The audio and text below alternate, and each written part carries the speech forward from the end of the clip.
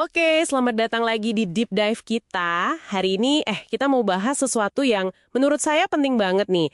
Design by Contract atau DBC. Ya, DBC. Kita udah kumpulin beberapa materi tentang konsep dasarnya, komponen intinya. Misi kita hari ini ya itu, ngebongkar DBC ini apa sih dan kenapa ini bisa jadi kunci gitu ya buat bikin software yang lebih oke. Lebih bisa diandelin lah ya. Betul. Pernah dengar nggak sih istilah pemrograman untung-untungan? Jadi kodenya jalan, tapi kita kayak, nggak yakin banget kenapa atau gimana kondisinya. Haha, iya. Asal jalan aja gitu ya. Nah, DBC ini justru kebalikannya, dirancang buat ngelawan itu. Oke deh, kita juga bedah ya. Konsep ini kan dipopulerkan sama Bertrand Meyer ya, buat bahasa Eiffel. Eiffel, iya betul. Tujuannya simpel sebenarnya, tapi wah, dampaknya gede. Intinya, memastikan satu bagian kode itu melakukan persis apa yang dia janjikan. Nggak lebih, nggak kurang. Persis apa yang dijanjikan. Betul. Dan yang penting di sini tuh dokumentasi sama verifikasi janji-janji ini, itu inti DBC. Mirip kontrak hukum lah. Oh, kayak kontrak beneran ya? Iya, kalau ada pihak entah yang manggil fungsi atau fungsi yang dipanggil, yang melanggar kesepakatan, ya udah, itu jelas bug. Bug ya, oke. Tapi ini penting banget dicatat nih. Ini bukan soal validasi input dari user akhir ya. Beda. Oh, bukan. Kirain. Bukan. Pelanggaran kontrak itu sinyal ada masalah di logika internal program. Ada asumsi antar komponen software yang ternyata, meleset gitu. Jadi ini soal janji antar bagian kode ya, bukan antara kode sama user. Terus gimana kontrak ini didefinisikan secara konkret gitu? Saya baca ada 3 pilar utama ya. Pertama itu preconditions. Apa tuh maksudnya? Gini deh, bayangin aja kayak resep kue.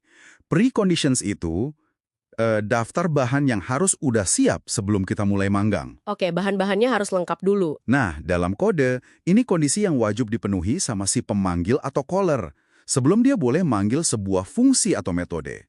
Jadi tanggung jawabnya ada di pemanggil nih, buat bawa bahan yang benar. Fungsi yang dipanggil, ya dia bisa asumsi aja, oh bahannya udah benar nih. Oke. Jadi si pemanggil harus sopan, harus penuhi syarat dulu. Terus abis fungsinya dipanggil ada jaminan apa nih? Di sini post conditions masuk kan? Tepat sekali. Kalau preconditions itu syarat masuk, post conditions itu, ya jaminan keluar. Balik lagi ke analogi kue tadi. Oke. Post condition itu janji bahwa setelah resepnya diikutin dengan benar, setelah fungsi selesai jalan, kita pasti dapat kue yang udah matang. Ini tanggung jawab si fungsi atau metode yang dipanggil. Jadi dia yang jamin hasilnya ya? Iya, dia yang jamin. Ini juga secara nggak langsung berarti fungsinya harus selesai ya.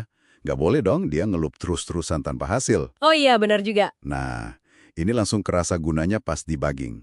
Kalau post condition gagal, kita tahu persis janji mana yang diingkari sama fungsi itu. Jelas siapa yang salah. Jelas banget ya siapa tanggung jawab apa, sebelum dan sesudah. Tapi ada satu lagi nih yang kayaknya agak beda. Kelas invariance atau invariant kelas. Kedengarannya ini lebih ke kondisi objeknya secara keseluruhan ya, bukan cuma pas manggil fungsi. Bener banget.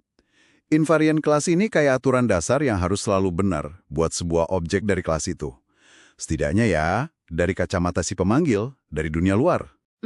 Contohnya gimana tuh? Bayangin aja kayak neraca saldo di rekening bank kamu. Mungkin pas ada transaksi internal, saldonya berubah-ubah sementara kan? Iya. Tapi begitu transaksinya selesai, dan kamu cek saldo dari luar, totalnya harus selalu konsisten, harus cocok sama riwayatnya. Nah, invarian ini boleh aja dilanggar sebentar di dalam metode.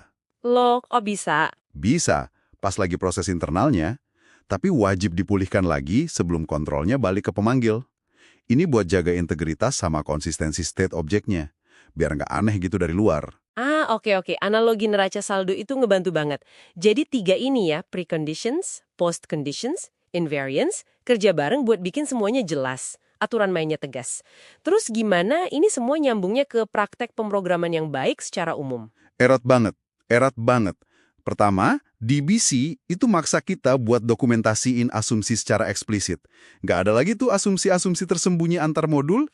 Yang sering bikin masalah ya? Nah, itu dia. Kedua, ini dukung banget prinsip substitusi Liskov, LSP. Di OOP? Ingat kan LSP bilang, kita harus bisa ganti objek parent class, pakai objek subclass-nya tanpa ngerusak program. Ya, ingat. Nah, DBC bantu mastiin ini.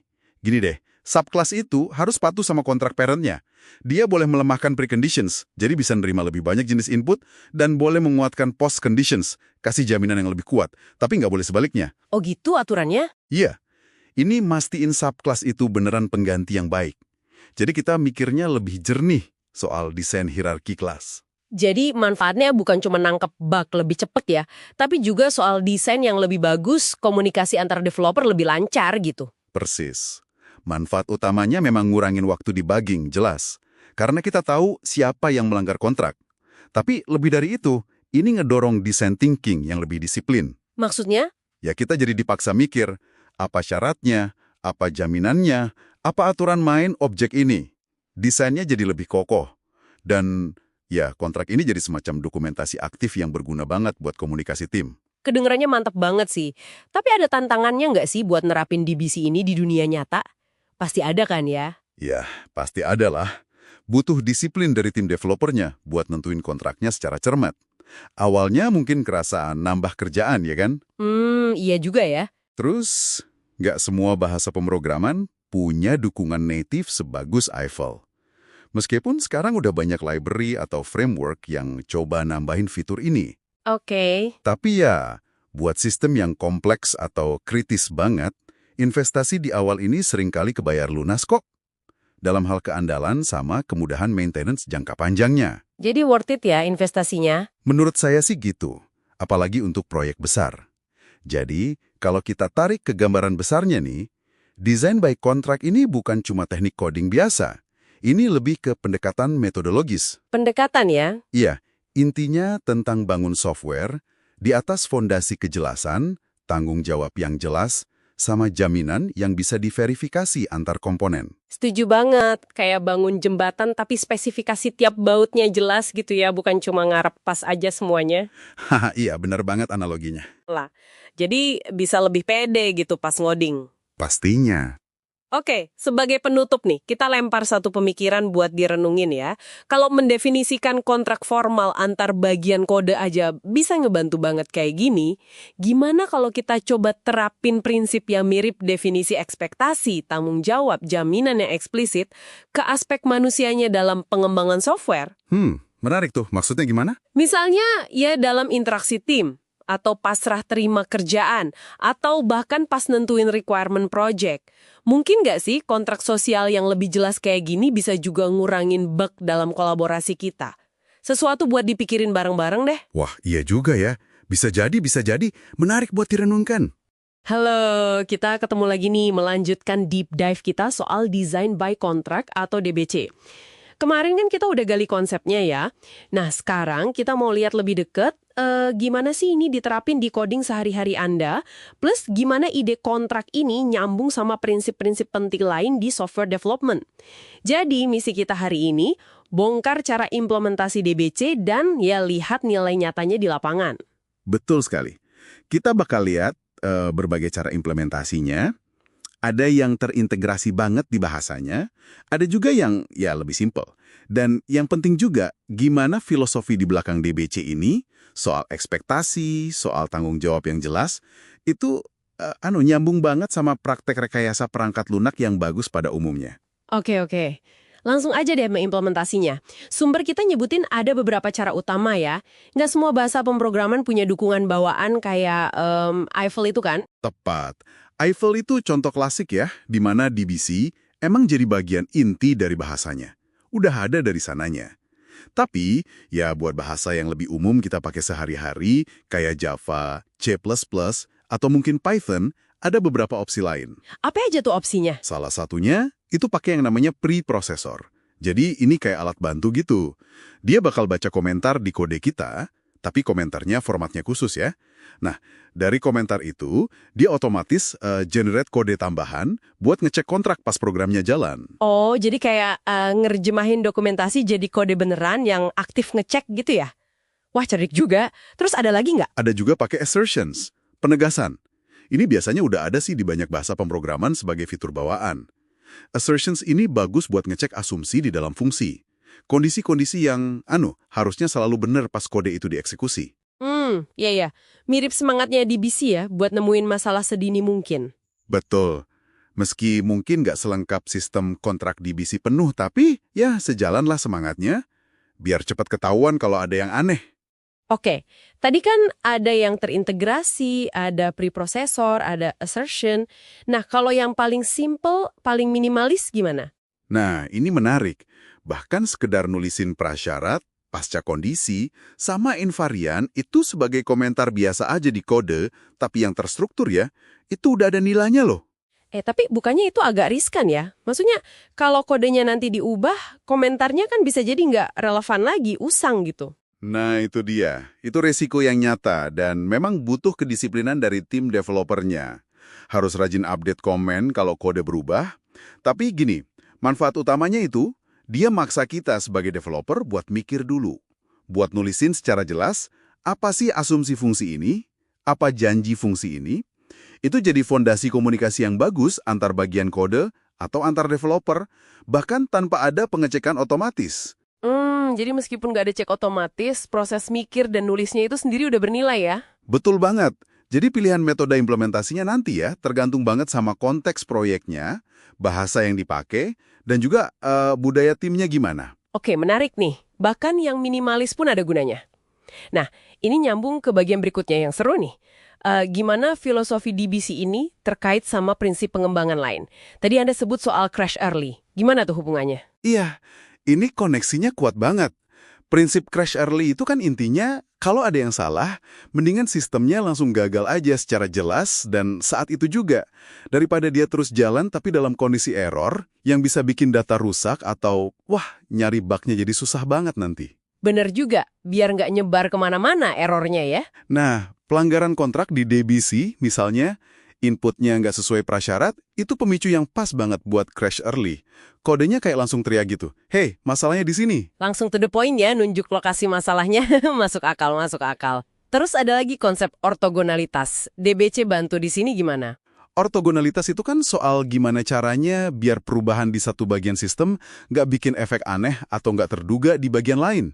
Sistem yang ortogonal itu lebih enak diubah dan dipahami. Nah, DBC ini mendorong ke arah sana lewat apa yang disebut kode pemalu atau shy code. Hah? Kode pemalu. Maksudnya gimana tuh? Kok lucu istilahnya? Haha, iya. Jadi kode yang pemalu itu gini. Dia ketat banget soal input apa aja yang mau dia terima. Prasyaratnya jelas. Dan dia nggak banyak umbar janji soal apa aja yang bakal dia lakuin atau ubah di luar dirinya. Pasca kondisinya minimal tapi jelas. Ini secara alami ngurangin ketergantungan antar modul. Oh, jadi dia nggak cerewet gitu ya? Nggak banyak interaksi yang nggak perlu sama bagian kode lain? Persis. Ini bukan sekedar trik coding loh ya, tapi ini prinsip desain yang kuat banget buat modularitas. Komponen jadi lebih mandiri, tanggung jawabnya jelas. Gitu. Paham, paham. Dan ini pasti ada kaitannya sama pengujian juga dong ya? Erat banget. Coba deh pikirin unit testing itu pada dasarnya ngapain. Kan kita ngetes apakah satu unit kode, satu komponen, itu memenuhi kontrak atau janjinya dalam berbagai skenario. Jadi, DBC sama testing itu kayak dua sisi mata uang lah, saling melengkapi. DBC definisikan ekspektasinya secara formal, testing yang verifikasi itu terpenuhi atau enggak. Dua-duanya kerja bareng buat kualitas. Oke, oke. Selain kontrak yang nempel di fungsi atau kelas, katanya ada jenis invarian lain juga ya yang relevan. Betul, ada yang namanya loop invariance. Ini kondisi yang harus selalu benar sebelum tiap putaran loop dimulai dan juga harus benar setelah loopnya selesai. Ini bantu banget buat mastiin logika perulangan kita benar. Terutama buat nangani kasus-kasus pinggiran atau edge cases yang suka bikin bug. Buat jaga-jaga biar loopnya nggak liar ya. Terus ada satu lagi yang kedengarannya lebih fundamental. Semantic invariance. Wah, ini apa lagi nih? Nah, ini dia.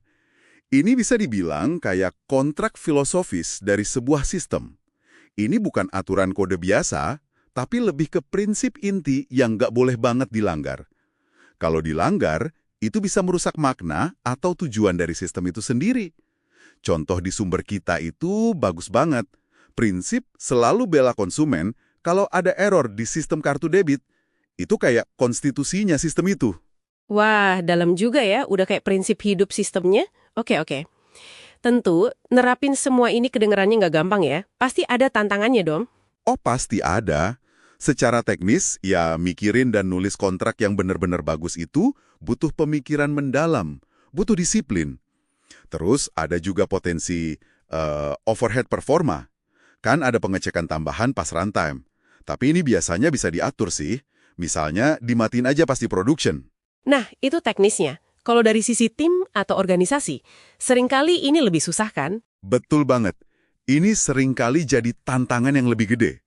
Perlu komitmen dari semua anggota tim, ada kurva belajarnya juga, nggak langsung bisa. Perlu investasi waktu di awal buat definisikan kontrak-kontraknya. Dan yang paling penting, ya ngebangun budaya tim yang emang menghargai kejelasan, kualitas, dan tanggung jawab yang eksplisit di kode. Ini butuh geser cara pikir sih. Jadi tantangannya memang ada, tapi kalau dilihat sisi positifnya, justru bisa mendorong praktek desain yang lebih baik di tim ya. Persis. Seringkali, tantangan itu malah maksa tim jadi lebih eksplisit. Jadi lebih matang pas diskusi soal desain, soal asumsi. Dan itu dalam jangka panjang, wah, berharga banget buat maintenance sama pengembangan sistem ke depannya. Oke, jadi kalau kita simpulkan nih ya, design by contract ini semacam alat bantu yang kuat lah ya buat ningkatin kualitas software. Bukan pengganti testing, tapi pelengkap yang strategis. Fokusnya di komunikasi yang jelas antar komponen kode. Iya, betul. Dan meskipun ada tantangan implementasinya, baik teknis maupun non-teknis ya, manfaat jangka panjangnya kayak kejelasan logika, maintenance lebih gampang, debugging lebih cepat, itu seringkali bikin DBC jadi investasi yang sangat berharga. Khususnya kalau kita mau bangun software yang tangguh dan bisa diandalkan. Sip, mantap. Nah, sebagai penutup deep dive kita kali ini, ada satu pertanyaan nih buat Anda bawa pulang, buat direnungkan. Kan DBC ini menekankan banget soal kejelasan sama tanggung jawab yang eksplisit antar bagian kode ya. Nah, gimana kalau kita coba terapkan prinsip kontrak yang mirip-mirip gitu dalam komunikasi dan kolaborasi tim kita sehari-hari, tapi di luar urusan kode. Kira-kira apa ya dampaknya ke cara kita kerja bareng? Sesuatu buat dipikirkan. Oke, sampai jumpa di deep dive berikutnya.